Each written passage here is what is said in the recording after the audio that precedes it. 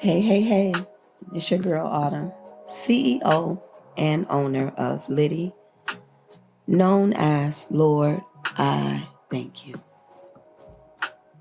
Thank you for tuning in. I pray that the words that come out of my mouth be a blessing to you in more ways than one. I always like to mention my style is different. I'm open, honest, transparent, and real. Anytime I record, delete and record, I always ask God to give me the right words to say and to remove myself from it. These last couple weeks have been a mental roller coaster. It's been an up and down, a mental, physically, emotionally draining 2 weeks. But guess what? Lord, I thank you. Trouble doesn't last always. Pain doesn't last always. Joy does come. May not be in the morning, but it does come around. Setting your mindset, creating boundaries, and allowing yourself the permission to not be okay can change your whole entire life.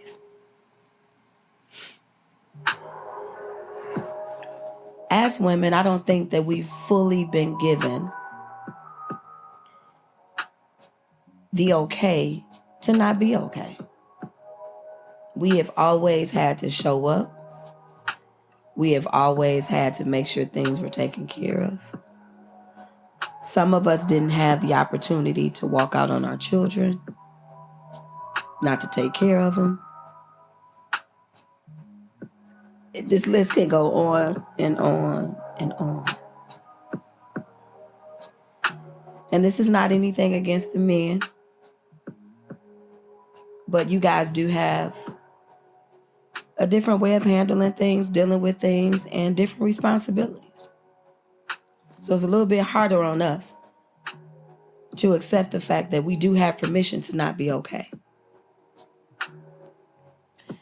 I started going back to therapy last week on my own because I knew I wasn't okay. Mentally, I was not okay. And although I can always talk to God, I can. This time, I needed to talk to someone that can hear me, that can give me a different perspective, a different view on things, and show me other ways to cope than just shutting down mentally and not talking. And my therapist was a reminder today of how far I came a couple years during the pandemic. Everything that could have happened to me happened to me during that time. And when she said today that I'm so proud of you, I'm like, proud of me? You said that last week, but I was an emotional wreck, so I ain't even addressed it. I said, but why are you saying that? And she said, because a couple years ago, I remember you telling me you had no more fight left in you. I said, yeah, I remember that. And she said, and today, you don't even realize how many boundaries you've set for yourself to be mentally able to deal with any type of situation that comes in your face, period. I'm like, huh? And when she started naming all of the boundaries that I talked about just in today's session, I was like, wow. I didn't even realize that I had created these areas that I would not compromise for anyone or anything. So I say that to say that self-care is not selfish. It's protecting yourself. It's protecting your mental state, period. It's giving you the opportunity to make choices. It's giving you the opportunity to say yes to certain things and to also say no to certain things. And with that being said, I've always thought and known boundaries to be when you voice them verbally to people. But she knows that I'm a thinker. So I analyze. I'm an overthinker. I analyze everything. You guys have probably heard me in every podcast say, I dissect things. What I've practiced over the course of this last 5 years maybe is looking at myself first in every situation to see what could I have done different? What could I have said different? Did I even do anything wrong? What's next? What are the things that I can control? What are the things that I cannot control? And one of the things that we cannot control is someone else's actions towards us. I myself have been in a situation where I'm like, this is who I am. This is what I am. And this is what I need. And do you hear me? Do you hear me? Do you hear the words that are coming out of my mouth? Do you understand what I'm telling you that I need? And I've sat there in awe sometimes, like, you really meant, no, that's not what I was saying. That's not what I was asking. Because people will do the exact opposite of what you feel you need. And in some cases, it's not just to be spiteful. But did you ever think a person's reaction to whatever you're asking for may be all that they know?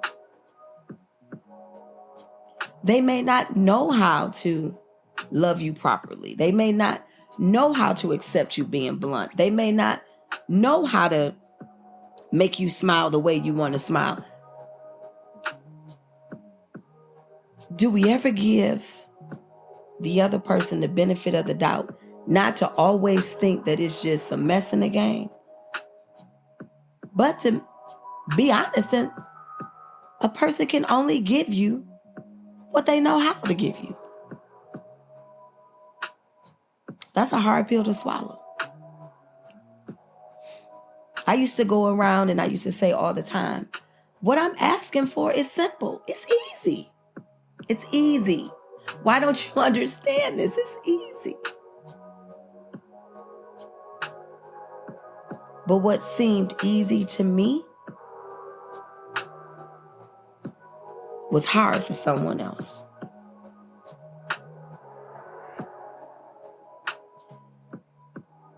When I started looking at things for face value, and I started looking at people for face value, and I started looking at relationships that I've had, friendships, did I do everything right? Probably not. Probably not. But when you do a self-evaluation and you look at yourself and you examine your heart, and if you can literally put that thing down knowing that you did everything that you knew how to do, then you can rest. But it's in those times that things eat away at you and they bother you. And you still trying to figure it out. Is when you need to stop, reflect, and look at you. We've made it normal that everything that happens in our lives, we blame everybody else for it. Let's stop that. Let's stop it. Because you have full control over how a person treats you. Period. Period. If you accept less, they're going to give you less than that, most likely. But if you require more, if you require respect, if you set those boundaries in place that I'm not compromising this thing, no matter what you say to me, then that person is either going to get on board and make the necessary adjustments, or they're going to move on to the next.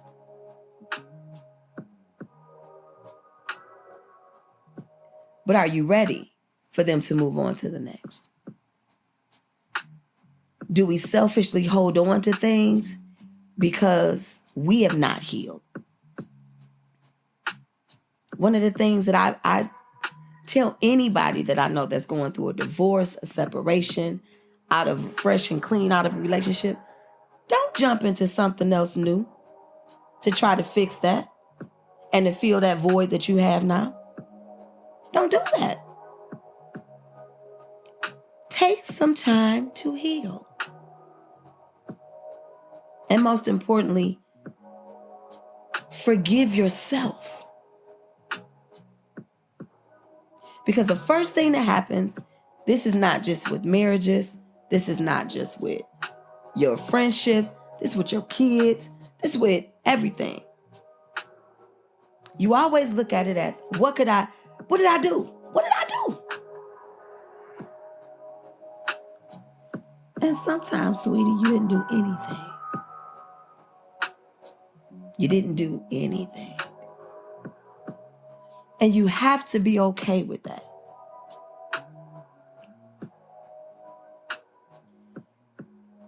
If there was a book written on life, like there is on every other aspect of life, and how to do this thing the right way all the time, hell, we all be good. There would be no need for each other. There would be no need. But you do have to heal. A lot of people right now, including myself, I just went through a deep depression. I'm coming out of it. Coming out. I used to allow myself only 3 days to visit that sucker, and I got to come out. I got to get myself together, and I got to come out.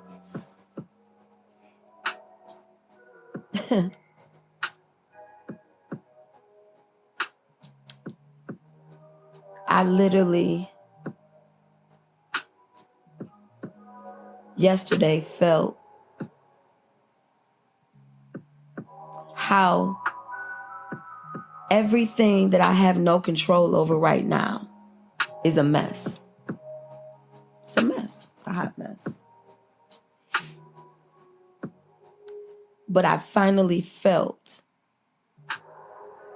on the other side what it still felt like to finally, and I'm saying finally, be happy too. I know it sounds crazy, but you can literally have things that you cannot control that's got to be put on the side. It's got to. That's got to be given to God straight up. Here, Lord, I cannot. I don't know how. I have tried, and it still ain't moving. And only you can move mountains, Lord. So only you can do this for me by this week. I believe that it has to work in my favor no matter what it looks like. And then turn around and say, but there's still a part of my life that brings me joy, peace, respect, happiness.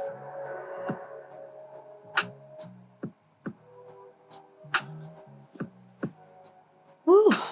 Lord, I thank you.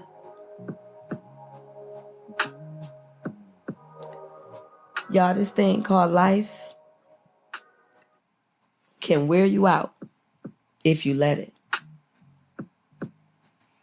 If you let it. So I encourage you today, starting today, tonight, however you want to do it. Set some time for self-care. Time that you can just breathe. And if your self-care is spending time with someone else, then make that time. Number 2, set some boundaries. Love yourself enough to set some boundaries.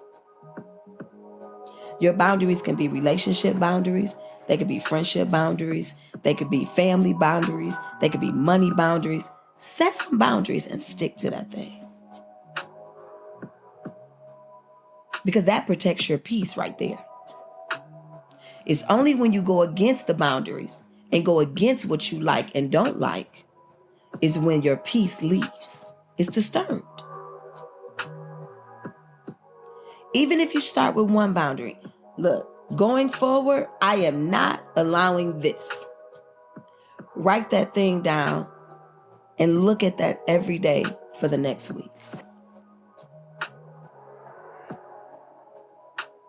Boundaries, as my therapist told me today, has become a lifestyle for me that I didn't even know I was living.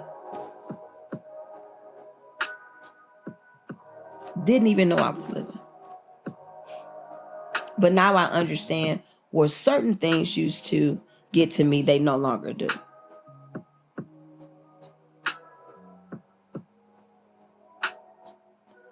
Last but not least,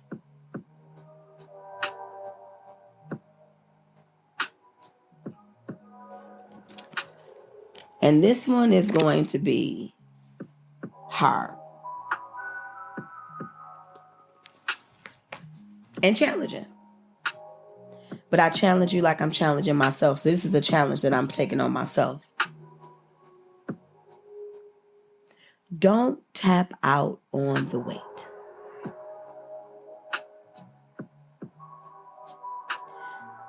Although it may be hard right now, if I don't know anything else,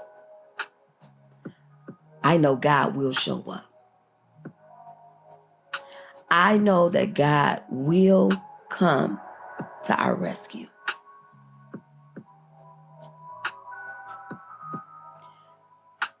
Don't tap out on the weight. For some of us, we are right there. And that's why all hell is breaking loose. You got to stay the course. You got to stay in prayer. You got to keep loving on yourself.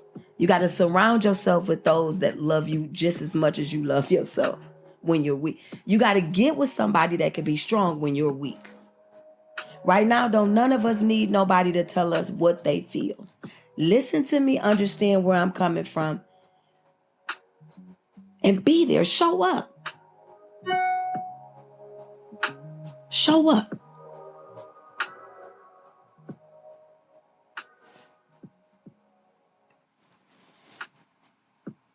Don't tap out, y'all. It's coming. Better days are ahead. Better days are ahead. Better days are ahead. Lord, I thank you. I still stand on my Proverbs 3:4-6. Trust in the Lord with all your heart and don't lean to your own understanding. In all your ways acknowledge him and he will direct your path. In closing, you guys know you can find me on Apple Podcasts, Spotify, iHeartRadio, Amazon Music, Audible, Podbay.fm, Castbox, Google Podcast. My website, www.liddyllc.com. My podcasts are also featured on there. As always, my brother, DJ Tyrone, does my music for me to make sure I can stay up to date with everything. One of the best DJs in the city of Detroit. Check him out, DJ Tyrone. And in closing, just remember, this is your girl Autumn, CEO and owner of Liddy, known as Lord, I Thank You. Be blessed, y'all, until the next time. I'm out.